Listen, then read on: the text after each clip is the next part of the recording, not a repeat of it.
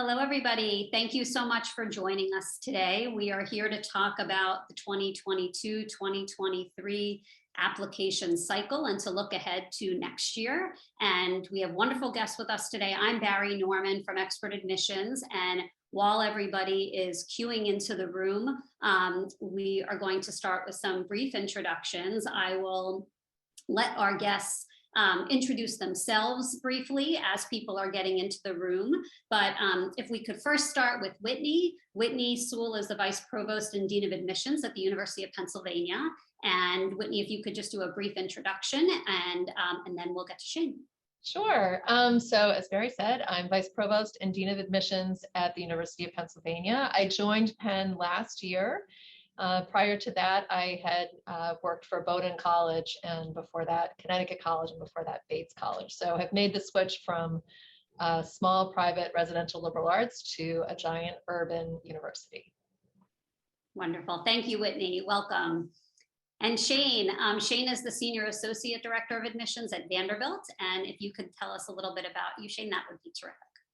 Sure. Hello, everyone. So yeah, as Bari said, Senior Associate Director at Vanderbilt. I'm heading into my 9th year at Vanderbilt. Before Vanderbilt, I was at a small liberal arts college in Kentucky called Transylvania, which most people associate with vampires. I promise it's not full of vampires, but I did admissions work there for 4 years. So been in the profession about 13 years, but excited to be here.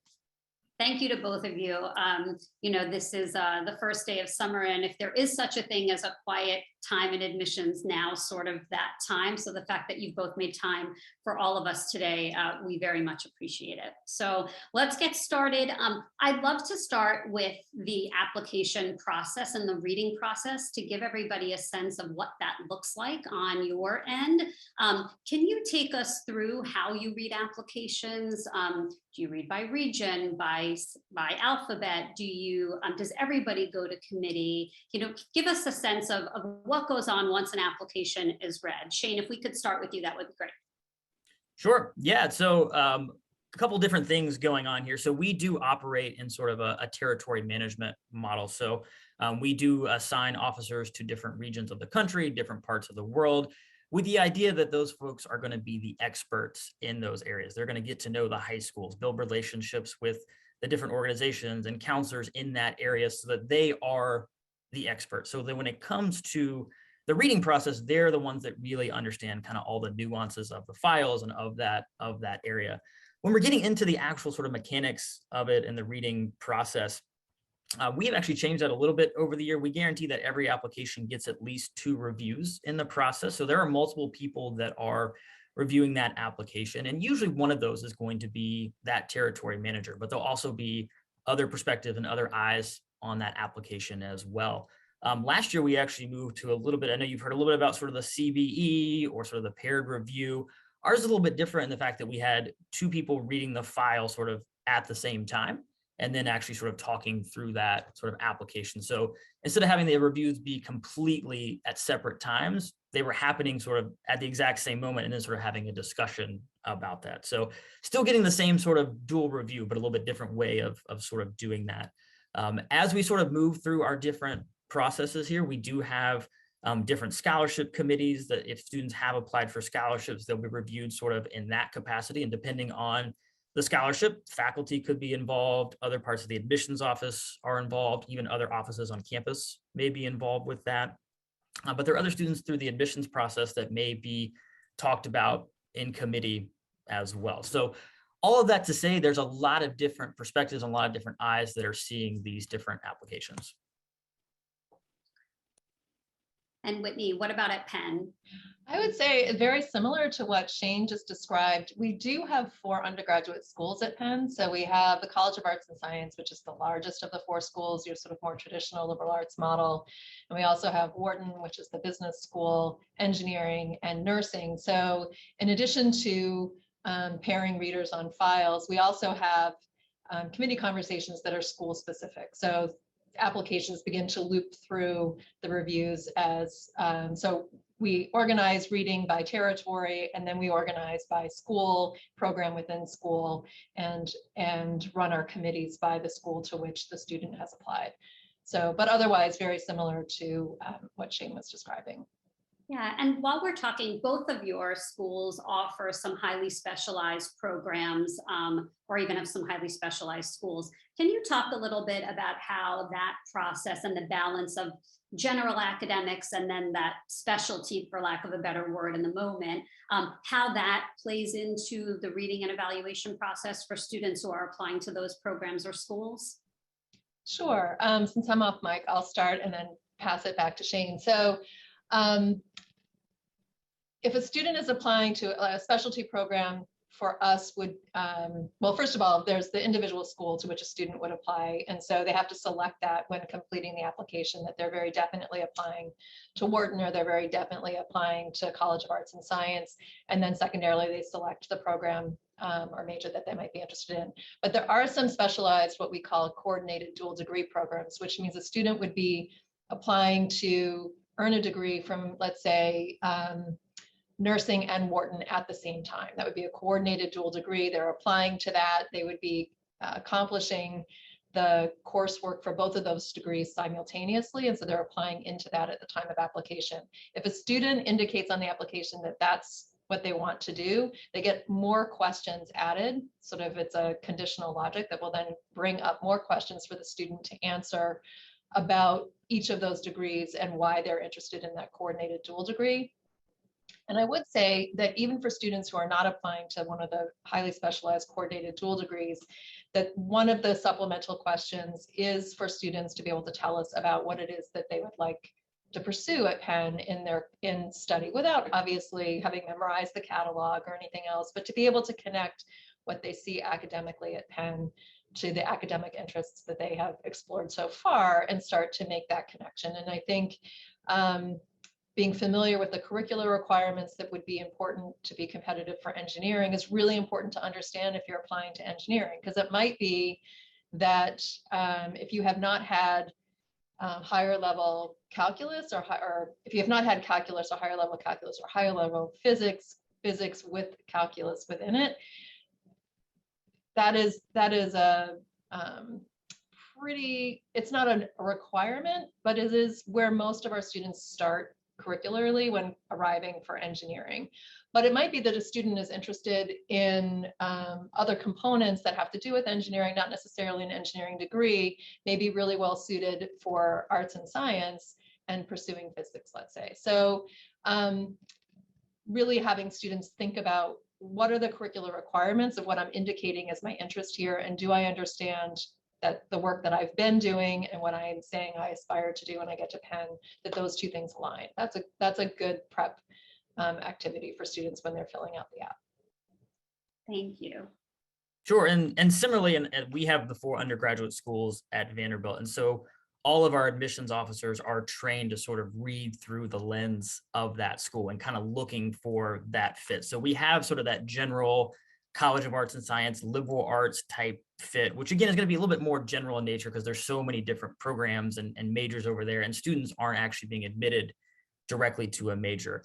It looks a little different when a student is applying to engineering, and very similar to sort of what Whitney said, is there are some sort of curricular expectations that we would have there. They're not required. They're one of those things that's highly recommended, but you really should have that strong chemistry, calculus, physics coursework, and also probably some experiences that might show a little bit more of that angle toward engineering, whether that's clubs or activities or research or something that sort of shows that next level of engagement.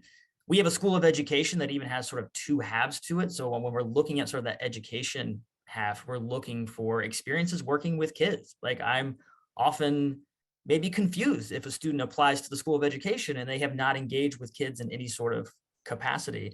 And on the other side of that school, there's some specific psychology programs that are really looking at sort of how the mind works and even sort of like organizational leadership. And so students applying to those particular programs, I'm starting to kind of look through the lens of that fit as well. So even within that school, there are some different fits. And then we have our School of Music, which the fit there's a little bit different because of the audition that goes with that.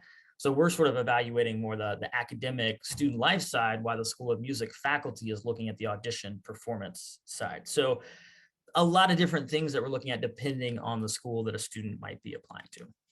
And Shane, a follow-up question to that. For instance, for School of Music, so you've got the academics, and then you obviously got the audition piece.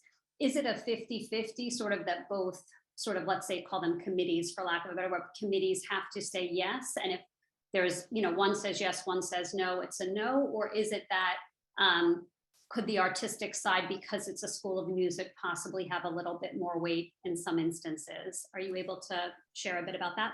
Sure. Yeah, it's always hard to sort of put percentages on these things because it's, again, as part of sort of this holistic, it's going to be more of sort of a conversation. And I don't like to compare necessarily to athletics, but in a similar vein, athletics is evaluating the talent piece. The music school is evaluating the talent piece while we're looking at sort of the academic and other aspects. And then we sort of get together to sort of see, what need, like just like an athletic team, you're sort of filling the roster. The School of Music is trying to fill their bands, orchestras, their choirs. They need different voices and different instruments. And so they're almost sort of coming to us with sort of their priority list. And we're having a conversation and say, this is what we're seeing on the admission side. Let's work together to sort of make these decisions. So it's never quite sort of a 50-50. And at times, the School of Music evaluation might weigh a little heavier. And there are other times where maybe our evaluation weighs a little heavier, just depending on kind of what is needed within their class. But it's very much a conversation. It's very collaborative as we're working through those decisions. Great, thank you. And what about how much time, like what's the average amount of time that you spend on an application? And we know that some will take a bit longer if they're more involved, of course, but if you could give us a sense of just generally speaking, on average to read. Whitney, if we could start. I will say it's never as much time as people wish it were. I'll say that, which is just it. That's the truth. But I will say that by the time an admission, there's a difference between how much time did the first pair of readers spend on it versus how much time has been spent on this application as it loops through step by step by step. And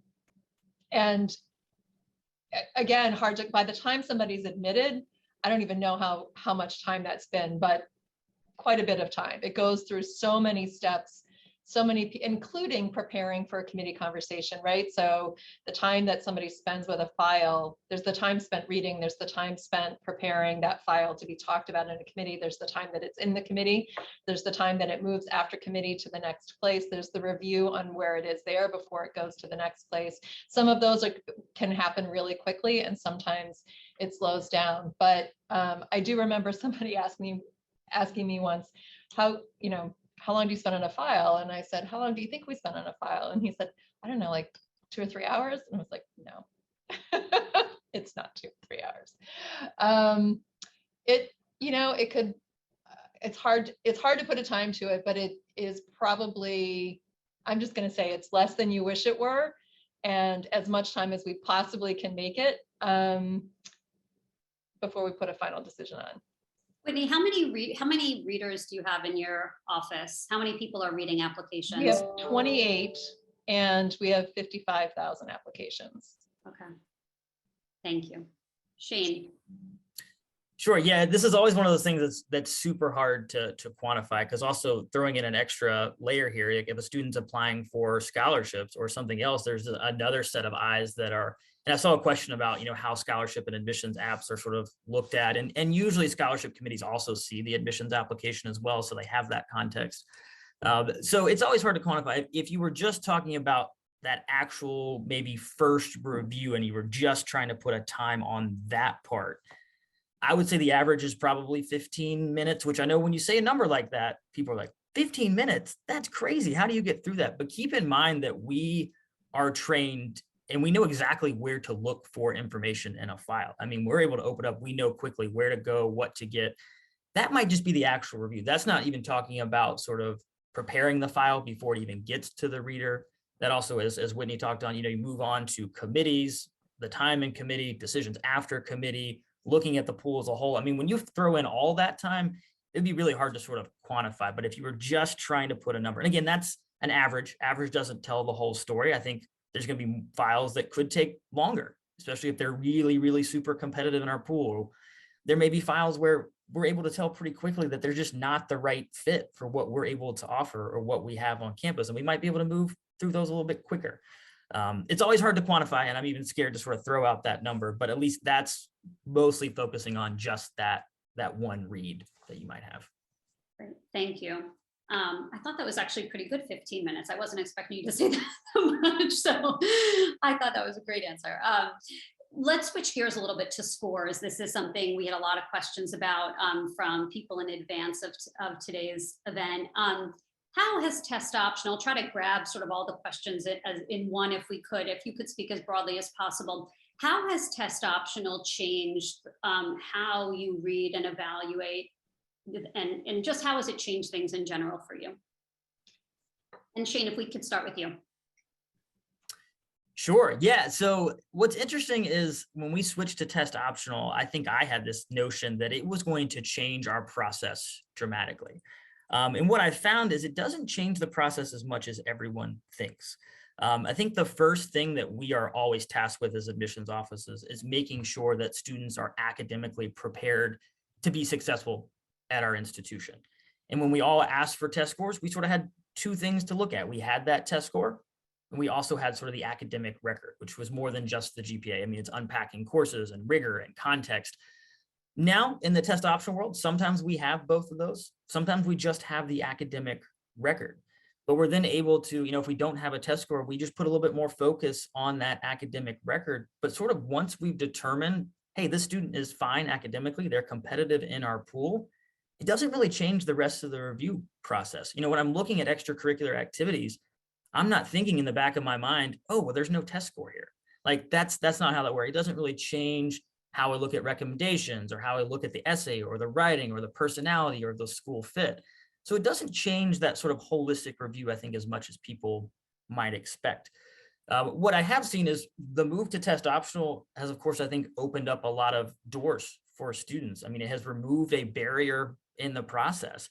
So we're seeing shifts in sort of the demographics of our pool. We're also seeing a lot of us saw really big increases in terms of app numbers. I mean, going back to that move to test optional, speaking for us specifically, we saw a 30% jump in applications that first year there. So, but again, it sort of removed that barrier to access. But I think a lot of times now you get to this question, now that almost everyone is test optional, is do I send a test score or do I not? And how do I know? And you probably also noticed with the move to test optional that a lot of our middle 50% have shifted up a little bit, particularly that bottom number a little bit. And so I encourage students to use those middle 50s as a guide. And I think scores that are maybe in those ranges, the higher end or above, could be a good score to send, and maybe scores at the lower end or below may not be good ones to send. And also know that this could differ by school, right? There might be a school where, wow, my score is really going to help me stand out at this school, but it might not at another school. And that's okay. You don't have to have the same policy at every single school. I would also think about, does that score represent who you are as a student? And as you're having conversations with students about that, maybe they are a strong performer in the classroom, but they had a bad testing day, and that's okay. Or they're not a good test taker. That's fine. We're not sitting here when we don't see a test score. We're not being like, oh my goodness, they must have taken the test and just absolutely done terrible. That's not how we approach this. We always approach it through this lens of positive advocacy. And I'll stop there because I could probably keep talking about this for far too long. Whitney, what about at Penn? I think Shane did a great job of describing an approach to reading applications with tests and without tests, and sort of how to think about that. And Penn's approach is very, very similar. I will say that in the sort of emergency pivot to becoming a test optional school, Penn was fortunate in that the way that our academic assessment works and worked pre-pandemic, sort of before we became test optional, was really looking at the high school in which the student is learning, what the curriculum is available at that school, the choices that they've made, how they're doing in that curriculum, especially relative to their peer group, and their writing and what the recommenders say about them, and using that as a way to sort of round out the academic assessment. Those were the places that readers would be looking to establish academic preparedness for whatever school and program the student was intending to enroll in. And then testing sat alongside that separately, which is very much how Shane described it, that there was academics and then there was also testing. So Penn did not have to rethink how to go about reading, because those two things were already separate. And so it allowed the readers to continue forward with the way they had always been doing academic assessment. And instead of always having tests as a secondary component for every applicant, it was only for some of them. And really an opportunity for looking back on that first year, how did the readers feel about that? Did they feel like they were able to make sound choices and feel confident in admitting students when tests were not present? And that's obviously something that we need to look at over time, sort of how are we seeing that play out in our school, being very careful to not simply look at the achievement patterns or behavior patterns of those who are enrolled who did submit tests and those who didn't. Because for Penn, and I think also for Vanderbilt, the change to test optional was during the pandemic, when there were so many other influences around how students were learning and preparation for college, adapting to college, a whole bunch of other things that we don't want to overemphasize all that we see happening for a student once they enroll based on whether they did or didn't submit tests. So we're trying to be really careful about that as well. But all of this to say, it really didn't disrupt the reading practice at all for Penn. And having done it for 2 years, I think that our readers feel comfortable with what we've been doing. And you also came from schools, all of them that were test optional. With all of them, yeah. It's not exactly a crazy idea for you, and Penn having your leadership in it, I'm sure made it a bit smoother. Right, Penn, so I had been at Bowdoin for 13 years before coming to Penn, and Bowdoin was the first school to become test optional in 1969. So like many 50 plus years of practice with that. And so I was with Bowdoin in the first COVID year when Penn became test optional. So I wasn't the dean at Penn during that time, but was with them this last year when we were test optional again. And one of the things that I have always said in working for test optional schools is the school's responsibility to know what testing is intended to provide in their selection process and whether or not it's working to do that. And if you remove it, does your process still work for what you need to do to select students who will be successful in your school? And so that really becomes an individual school analysis and responsibility school by school to understand sort of the implications of requiring tests or being test optional or test free if a school goes to that. Yeah. And what about longer term? Do you have a timeline for making a decision about whether or not test optional will stay as a longer term policy at Penn? Well, we're going to have to say something again for the year coming up. So this year coming up now, we've already said that we're test optional for the 2022-23 application year. So for everybody thinking about applying this coming year, we remain test optional. We do have a new president coming. There's an interest in how is this working. And as I said, my focus really is in understanding where testing fits in with all the other things that we observe and include in our reading reviews. So I think we're going to want to take some time to understand what's happening over some time before we have any sort of long-term decision one way or the other. But for this next year, we'll still be able to continue looking at what we see on our side. Okay. And what about at Vanderbilt, Sean? Any idea about longer-term policy? Yeah, so as of right now, we have extended the test optional through fall 2024. And I think the big move for that was we wanted to have enough data to then make a long-term decision. And so this will be a very data-driven decision. We kind of want to see where it takes us moving forward. I think that will also give us a chance with a couple classes on campus to see what the academic success of those students are. And everything I'm hearing so far with this first class is like they are knocking out of the park from an academic perspective. So I don't think anyone has concerns, but also for this to become, I think, a permanent policy change, we want to make sure the data is really there. But I think we'll be revisiting that to see at that point, probably no longer extending it. It will either be, we're going to move back to asking for a test score, or we're going to remain test optional for the future. So I'm excited to kind of see where that lands. It'll be interesting to see where the data leads us. Great. And then question about AP exams. There's been sort of this renewed focus by, I think, students and families in particular, that in the absence of a requirement of SAT or ACT, that APs now are the test score kind of that they can give you. and that it has more importance. And it comes in two forms. One is a question about how do you use APs, the AP exam scores in your process? A second question, if a student takes an AP class but doesn't report an AP score, does that raise a red flag for you? And then the last question is, there's also a question, particularly in schools where they don't offer APs, some students are eager to take the AP exams, again, to sort of show I can give you a standardized test and that may help me. So can you speak to those issues about how you use APs, and then the question of whether or not you take the class, how the inclusion of a score or not, sort of thoughts about that. And Shane, if we could start with you. Sure. So I'll start by saying that this whole move to test optional is not a trick. We are not trying to deceive you here. You do not need to, well, if I don't send a test score, I now need to supplement with something else. That is not the expectation here, that you now go out and take a bunch of AP exams to sort of make up for not having a test score. I promise that is not why any of us made the move to being test optional.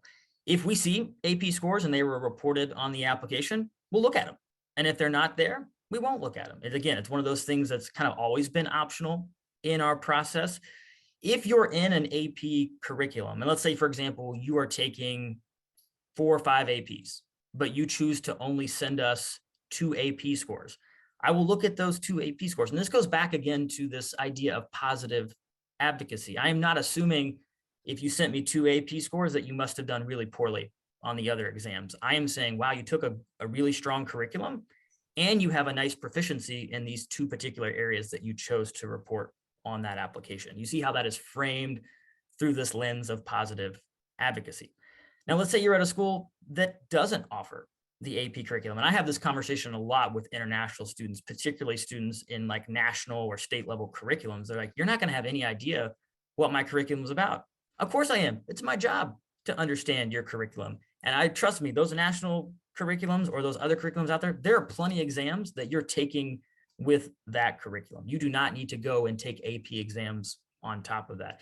And I know many high schools now are moving away from AP, or they have their own rigor designations, but students still feel that pressure to take AP exams. I really only expect to see AP exams if you're in an AP curriculum. And at that point, even then, it is still optional to send those in. Whitney, is it any different at Penn? I was saying, no, I have very little to add here. That was an excellent description. And I would say it's the same for Penn. The other thing that I would say too is that I think some students are hopeful that they will be able to use their test results to cancel out requirements on the college side, or that they'll be bringing with them a lot of credit. And we do allow some credit for AP classes, but it's not a lot. So it can be, if a student does have AP results to use and they fit into sort of what the credit allowances are, then that can be nice to have, to be able to move through a prerequisite condition and start at the next place. But that otherwise there would not be a reason to take the AP tests for the benefit of canceling out a whole bunch of credits that you would need to take if you were at Penn, because there isn't a lot of credit offered for them. Yeah, I think also students feel like they can give more, again, sort of high scores. It's another thing they can give you, but typically, first of all, if scores show up and there's no AP exams, they're obviously going to be strong scores. Students are not going to be submitting weaker scores. It's very unlikely to add much to a file. It'll be a student who's already performing well in school who now gives you an AP exam that's also strong. No surprise there for you. And so for students to spend the time doing that, the time could be better spent perhaps, especially given that there's not a significant focus on them. If we could shift a little bit to the process and maybe some trends and statistics. I know our audience is eager for some data where we can give it to them. So to start out, Whitney, you came in as the new dean last year, and one of the changes that you made were to Penn's recommendation requirements, opening it up so that instead of just 2 teachers, one had to be a teacher and the other could be from someone else. outside of the classroom. Are there any other changes that now that you've been through a cycle, any other changes that are coming up? And if you need to clarify the recommendation policy, please do. Well, there's nothing I need to clarify because I think you said it really well. I'll just describe it a little bit in case people don't know what it means. But one of the things that we did do last year was prior, the recommendation requirement for Penn had been a high school recommendation counselor, guidance counselor recommendation, and 2 teacher recommendations, which is a very familiar requirement at schools like Penn. And what we did last year was we kept the high school counselor, guidance counselor requirement and a teacher recommendation. And then for the 3rd required recommendation, allowed students to, it could be another teacher, that would be fine.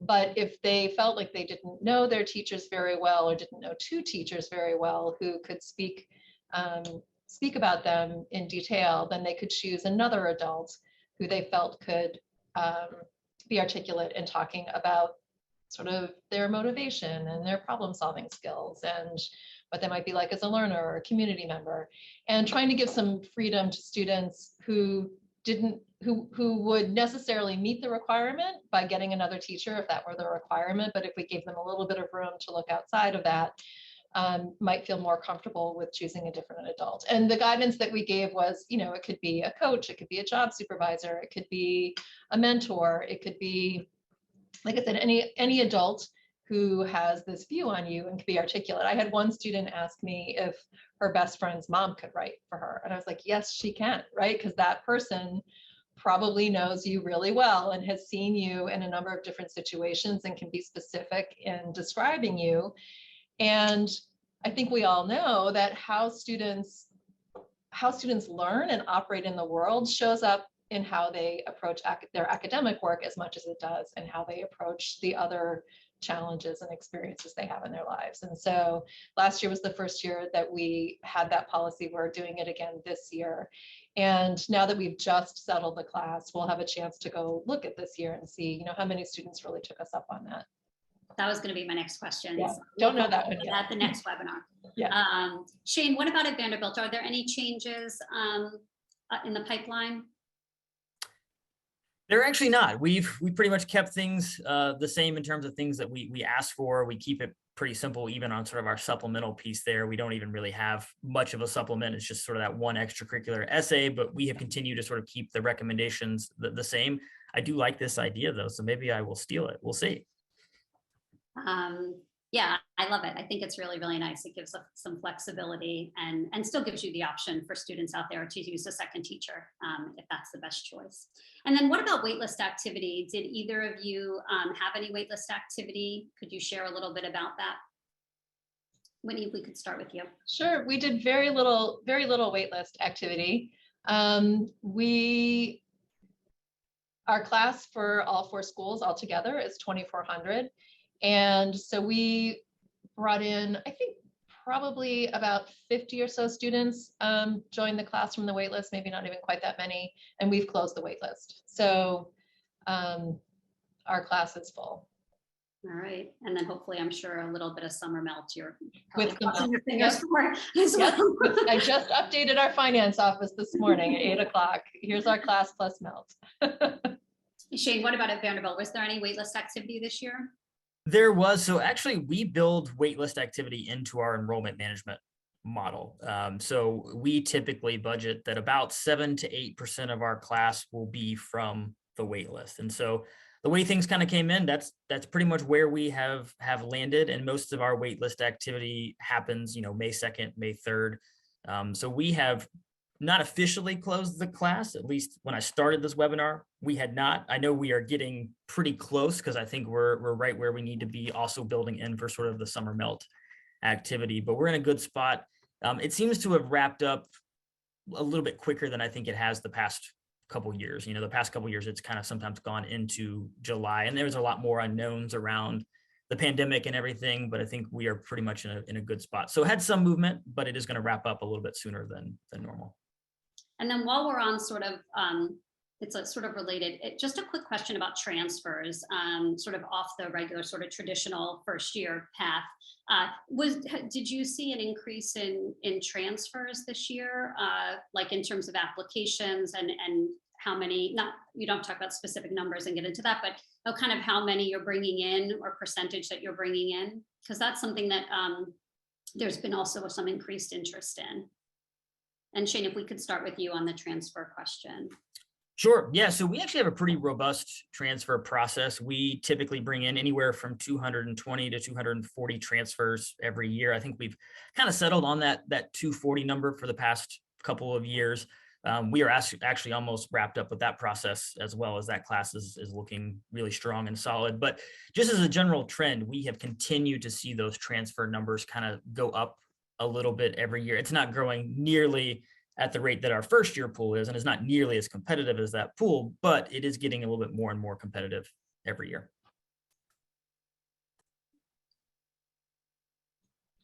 And for us, transfer has remained fairly steady as well. The application pool did increase a little bit, not nearly to the degree that the freshman application pool has increased in the last couple of years. And we typically hold between 100 and 120 spots for transfer students, sort of build that into our enrollment plan. And this year we have 111. So we're sort of right in our normal range. Okay, thank you. Mm-hmm. And what about ED for early decision? Penn has 1 round, Vanderbilt has 2. What is the percentage coming in of the first year class coming in early decision? Whitney, if we could start with you. Sure. So for us, it's about half the class that comes in through ED, and then the rest of the class is made up through our Questbridge students, through the Questbridge match, and through the regular decision students. And what about at Vanderbilt, Shane? So we're very close to the same there. We're about right at like 53% of the class, and that is both ED1 and ED2 together coming in through those processes, the rest coming in through regular. If I could ask a couple of questions about ED2 at Vanderbilt. Sure. So I don't know if you share ED1 versus ED2, but have you used ED2 over time? Has that changed? We've certainly seen on the counseling side more use of ED2 on the part of students, and more schools offering it as well, although it's been in place at Vanderbilt for a long time. Have you seen on your end sort of a different use of ED2? I have. So we don't break out the different sort of acceptance rates or even size of the pools because I've seen so much fluctuation over the years. Although what I have noticed during the pandemic is the ED. So ED1 used to be significantly bigger than ED2 in terms of size. And now those pools are almost the same size. So that is sort of something I've noticed, particularly the past couple of years. Usually for us pre-pandemic, ED2 it was actually interesting. We saw a much higher volume of international applicants there. And I think some of that has to do with limited test dates around the world. Sometimes getting that test score in time for an ED1 just wasn't happening, but they were able to do that for ED2. We're still seeing a really robust international pool in ED2 as well, but we're starting to kind of see a little bit more of a mix as we've kind of been moving through the pandemic of and I'm sure some of that has to do with these huge increases in applications. It's making ED1 tighter at other places, which is leading to more students showing up in ED2. Our plan is not to sort of increase the number of students that we pull in from ED. We're still going to hold at sort of that 53% number, but it's just interesting to sort of see how the pools have changed, particularly over the past couple of years. Yeah, for sure. We've definitely seen it on the counseling side across the board. And then a topic that a lot of people asked about and is legacy. If you could each speak to that policy, and Whitney at Penn, long before you, there's sort of Penn and legacy has there's a lot out there about it and a lot of feelings and senses about how it's used. Can you speak a little bit about how it's used or not used at Penn currently? I'd be happy to. Yes, I'd be happy to. So I will say that whenever I meet people, and I'm still meeting people since I'm new to Pennsylvania as of a year, the thing people want to talk about most as soon as they know what I do for work is legacy and test optional. It's like the number one conversation that I'm in, socially or like on this campus. So there's two things I'll say about legacy at Penn. One is Penn's definition of legacy is broader than any legacy definition I've encountered before. So it does include parent, grandparent. That's pretty straightforward and I think fairly common among schools, that when you're thinking like, what is a legacy candidate? It's a student who has a parent or grandparent who went to the school. But for Penn, it is not just looking at an applicant who has a parent, a grandparent who earned an undergraduate degree at Penn. It's a parent or grandparent who earned any degree at Penn. So that could be the medical school, that could be the vet school, that could be the dental school, that could be Wharton Business, it could be, any of the professional graduate schools. So the reach for what parent and grandparent can include is pretty broad, which makes the percentage look really high at Penn compared to other places that are just talking about undergraduate legacy relationships. And I will also say that I think that there is a sense that Penn has a preference for legacy, especially driving legacy to early decision application. And what I can say is what I experienced when I got here, and I have not changed anything. This is as I arrived at Penn, the practice that is in place, that is still the case, is that when we are reading an applicant who is already in the conversation at Penn for being a great fit for the curriculum, the program to which they're applying, their activities line up, they're all the things that we would be attracted to in an application that's moving it along, and they have a relationship as a parent, a grandparent legacy relationship. That's a good thing for us to know, and it may, it becomes part of the conversation and we care about it. I think the feeling in the public or from the outside is that when I say that, this is a student already in the conversation, if there's a parent, grandparent, what they hear me say is, and then that's an admit. When the truth is that still we are not saying yes to the majority of legacy applicants. And I know that because I get feedback.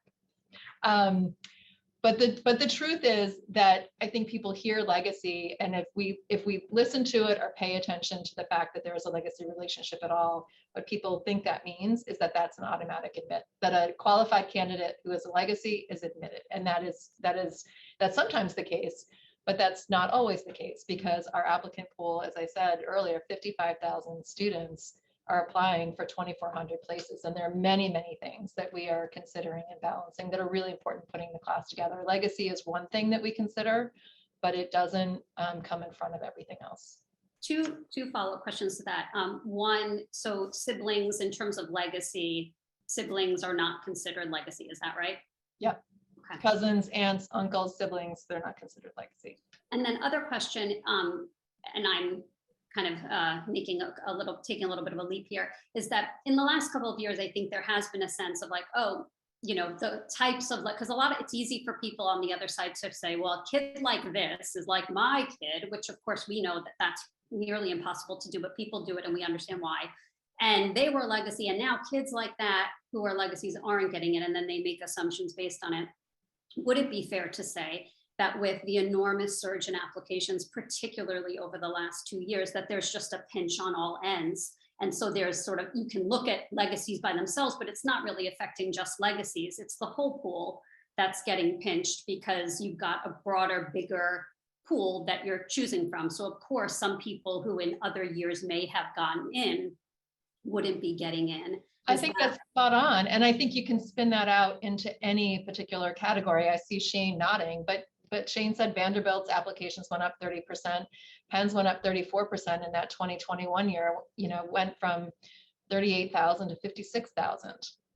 I mean, that extra, 34%, we're not admitting more people, right? So it's more highly qualified students who fit into all of these different categories, right? Who have done the curriculum, they had an excellent essay, they had this particular internship, they were a legacy, they were like, pick the thing that looks like the reason a student should be admitted, and they're not getting admitted.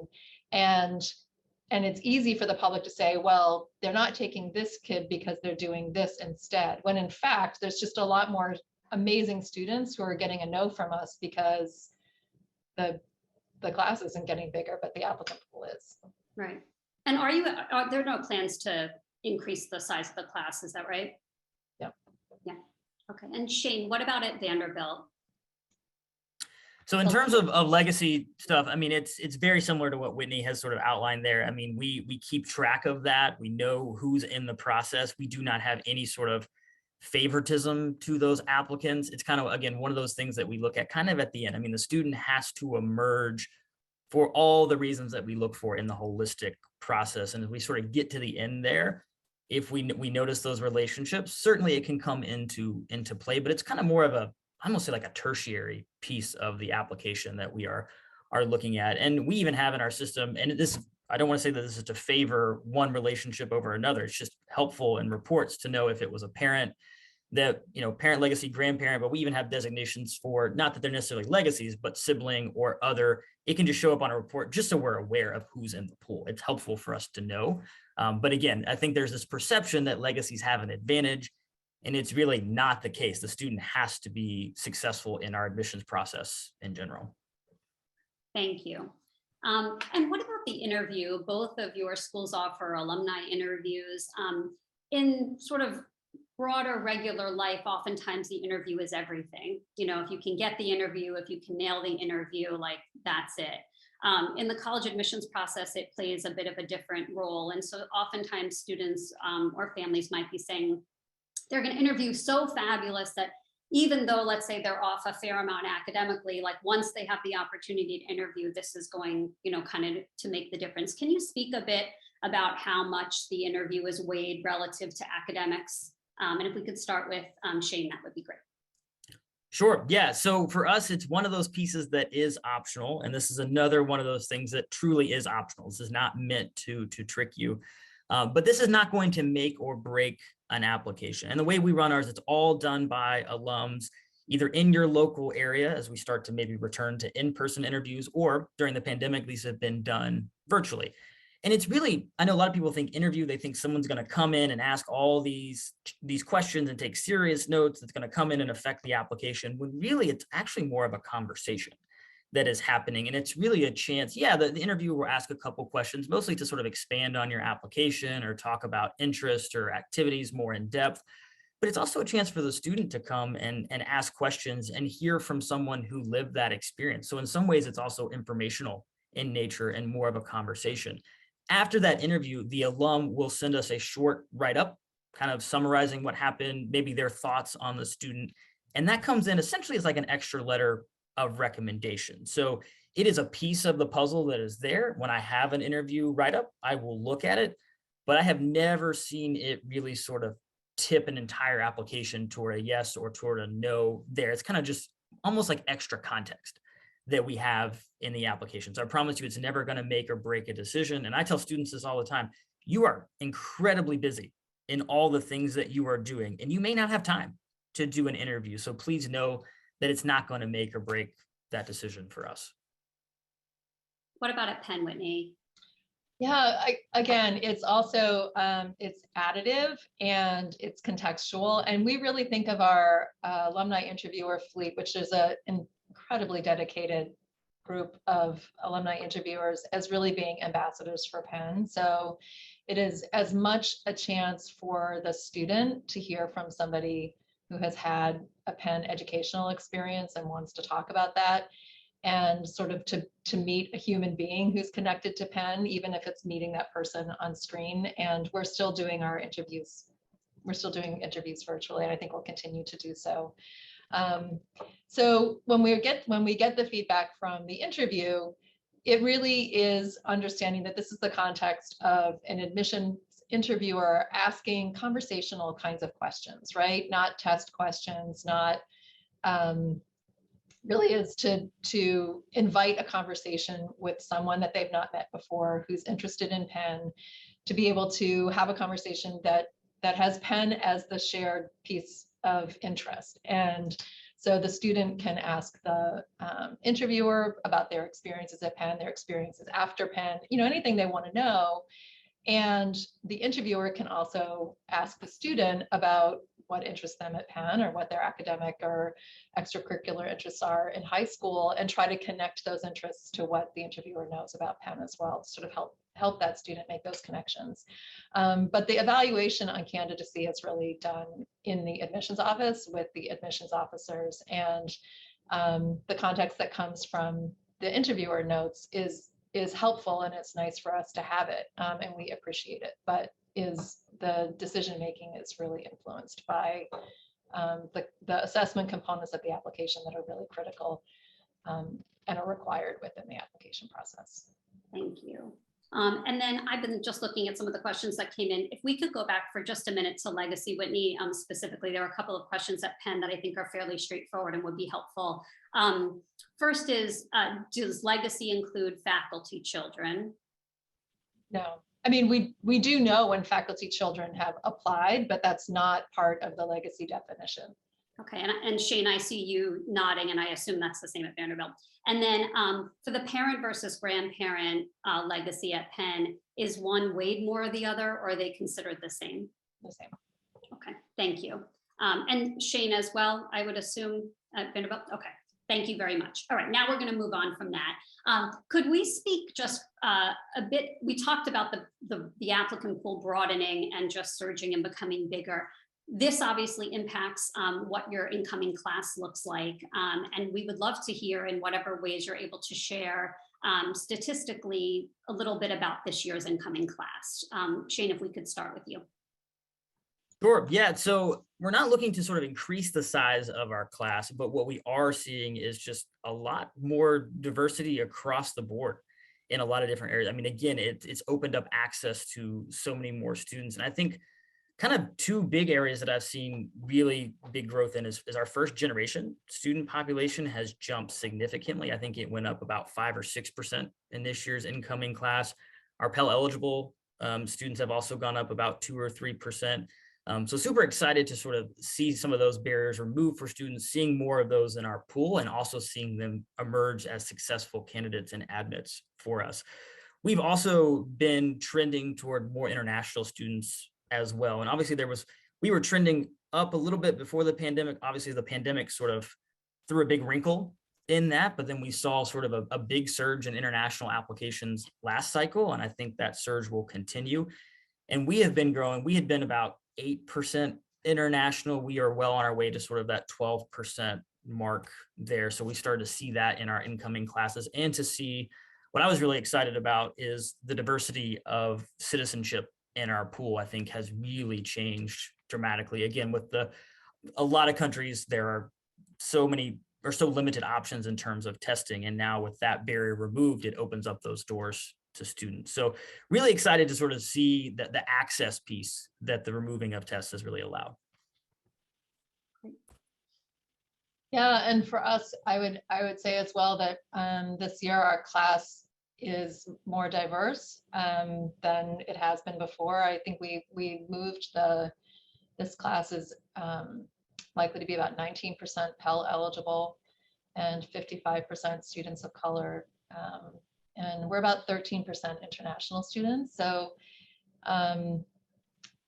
it is a diverse class. And I think the point that Shane made around the absence of the test score requirement, I think does allow students to think where they may have self-imposed a barrier in looking at testing ranges and assuming that there's no flexibility in how we review applications, and held themselves out of the applicant pool, that without the testing requirement, sort of aspirationally sent their applications in and allowed us the opportunity to be reviewing them in all the ways that I was talking about earlier, of how we're doing an academic assessment and trying to understand their interests and their preparation aligned with what we're going to be able to offer here in the school to which they're applying. And that has been nice to see the class becoming more diverse alongside that. Great. And then actually, while we're talking about statistics, I want to talk about this year, Whitney, Penn decided not to release the statistics at the time in the spring, as a lot of colleges do, in an effort to alleviate stress. And this certainly did so for a lot of people. And then, of course, it raised the stress for other people, but we know you're never going to please everybody. So that is that. Are you going to release statistics going forward? If so, when? Could you give us a little bit of Sure. info on that? What we did in the spring when we released the final round of decisions on March 31st is we did not go out with a press release of our admit rate and sort of the demographic proportions of our class, which are often reported at that time. And the reason that we did that was that I really wanted our press release to focus on who we were admitting and sort of a roundup of some of the qualities that we really recognized in these students rather than the admit rate and sort of the categories by which we'll need to report them later. But I did say at that point that we would be talking about some of those really important details because people do want to know, like, how diverse is Penn? It's like, what kind of place is this? Do I want to go there? So we're going to be putting on our website in probably right after the 1st of July, sort of assume that the class is set enough at that point to be able to post the demographic proportions, much of which I was just telling you here. We're not intending to put the admit rate on our website. That will show up in, all the places where we're required to report it. So it's not that it's a secret, but we're really trying to be disciplined about not ourselves putting it out there. I mean, I did share it with our trustees at a public meeting. And so I imagine like somebody was in that public meeting who will probably share it somewhere before it goes to other public sites. But for all of the proportions of our class, our male, female, the students of color, international, first generation, Pell eligible, so forth, will all be on our website in July with an asterisk saying like as of July 1st. Thank you. And we have just actually a few more minutes left, and there's a few questions I want to get to that maybe we can answer quickly, and then we'll end. I want to ask each of you your own supplemental questions. So just a quick question for supplemental questions this coming cycle, are they changing, staying the same? Whitney, can we start with Penn? Sure. So the 2 supplemental questions are staying the same. We are adding one more question. I'm not going to tell you what it is yet because we haven't finished it, but it's a question I'm really excited about that I also am hoping that students will be really excited to answer. So stay tuned for that. That will be, so once we have the question settled and how we want to ask it, we will make sure students know about it and everybody who supports them knows about it, and to help them prepare. But it should be fun. Great. And what about at Vanderbilt, Shane? No changes there. We're still just asking, describe one extracurricular activity in depth. There's no trick there, but no changes to the sort of supplemental essay. All right, terrific. And then just a quick overview of each of your campuses. A lot of people could lump your schools together: medium-sized school, inner New York City, beautiful, sort of real campus, if you would, highly selective, and yet in many ways they couldn't be more different. So could you share a little bit about your campus culture? And even though we know lots of smart kids could do the work there, who would really thrive personally at Vanderbilt? Let's start with Shane, and then we'll go to Whitney. Sure. And this is always the tough question to answer, is like, what type of student could do well here? Because we have such a diverse and incredibly wide range of student that does well on our campus. But I think about some of the unifying characteristics. There's definitely something built around this intellectual curiosity piece. We are a huge research university, so it's students that love being on the cutting edge of scholarship and discovery and research, and like that sort of vibe in the classroom. It's very much built around community. Even though we're in the heart of a pretty good sized city, you find a really great community with everyone on campus all 4 years, and that is a huge part of the experience. I also think there's a lot of sort of bridge building that's happening as we're bringing together students from all different walks of life and wanting to be in an environment where you can learn from one another. Despite the competitive nature of our process, the community is built around collaboration. One of the tenets that used to be in our community creed was celebration, which freaks out parents when I say that, but students are all about celebrating each other's successes and building each other up, and that is part of it. And the last thing I always highlight is the passion that you find our students. And I hear our tour guides talk about this all the time. Like, everyone here has a passion for something, whether it's academic, student life. Like, sometimes it's weird, but it's a place where you can come and run with that passion, get support, get buy-in, and it really sort of fosters that community. And then what about Penn? Everything I was going to say is going to make it sound like it's Vanderbilt. it's those things as well, but I'll do it really quickly. Penn talks about the Penn Compact, which is the combination of innovation and impact and inclusion. And truly it was the articulation of those three things that made joining Penn really important to me. It was one of the really attractive things about being able to take this job and to work here. And I see that in play in all throughout the university. And I think our students are really attracted to that as well. I mean, that students have an identity sort of somewhat defined by the school in which they're enrolled. So if they're in engineering or if they're in nursing or if they're in arts and science, but they really, that inclusion piece really is they're part of Penn at large, right? So if they're in engineering, they're taking courses across the 4 schools. They may even be taking courses in some of the graduate schools. And same thing if they're in, I don't remember which school I just said, but so if they're in arts and science, can do the same. But that idea of having access to this entire university for the purpose of inclusion and impact, and to be able to be innovative with all that's going on here and access and support, I think is really important. Great. Thank you. And then we'll go just a couple of minutes over. It's 1 o'clock now. I do want to ask each of you your supplemental question. Vanderbilt, you have the one that you mentioned. I'll read it exactly for our audience. And Shane, if you could answer for us what you would say, please briefly elaborate on one of your extracurricular activities or work experiences. Students are given up to 400 words. We don't expect you to give us anything close. Just a quick sound bite is good. But what would you talk about for you? Oh man, I wrote out a 400-word essay. I was going to read it word for word.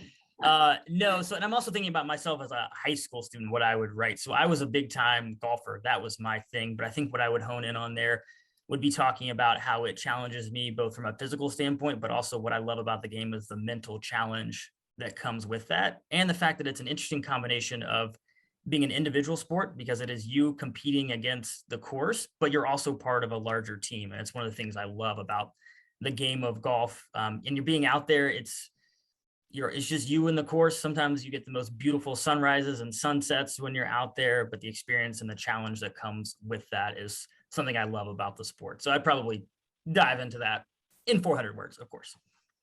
Note to students, he didn't describe what he did. He wrote about what it meant to him and how he experienced it. Just had to add that, sorry. Whitney, Penn has 2 questions next year. We now know they will have 3. One is about academics, one is outside of academics. Which one would you like to answer? And then I'll do outside of academics. Okay, I'm gonna read that just so everybody has it handy. So at Penn, learning and growth happen outside of the classrooms too. How will you explore the community at Penn? Consider how this community will help shape your perspective and identity, and how your identity and perspective will help shape this community. 150 to 200 words. And thanks for that last question, pushing students also to focus on the right things. Go ahead. Yeah, so this is the reason I wanted to answer this is because this has been my life for the last year, right? Of arriving at Penn and getting to know it and exploring it. And one of the things that I have done, and I recommend this for students, is I say yes to everything that's going on campus that I possibly can. Now you can't say yes to everything all the time, or you won't have time to do everything. But as an example, if I'm asked to meet with somebody, I will go to where they are for that meeting instead of having them come to me, so that I can explore like that building and like take that route over there. And who do I meet on the way? And I meet people in their building when I get there. And to when I see, we still have like posters up for activities that happen on campus, and I take a shot of those when I go by and I put them in my calendar, and I get on for the 15-minute learn about this that happens at lunchtimes on Fridays, right? And you Zoom, like you can log in and learn something in 15 minutes. And to say yes to all the things that are around instead of just noticing them and making a commitment to participate in some of them is an amazing way to explore a community and meet people and have shared experiences that you weren't expecting. Thank you so much. And also, again, noting in Penn's question, there's the question, and then there's a little bit of guidance to students. It says, consider how this community will help shape your perspective and identity, and how your identity and perspective will help shape this community, encouraging students to talk about both. And so there is often clues in the questions. So thank you for writing one that has that. So thank you again so much, Shane and Whitney. We really appreciate you spending the time As I said at the top of the hour, this is the beginning of the slow season. So the fact that you've decided to kick it off with us, it makes us very appreciative. So thanks for this information. Enjoy the summer, and we'll see everybody in the fall. Thanks for having us. Yeah, thanks so much for having us. Thank you.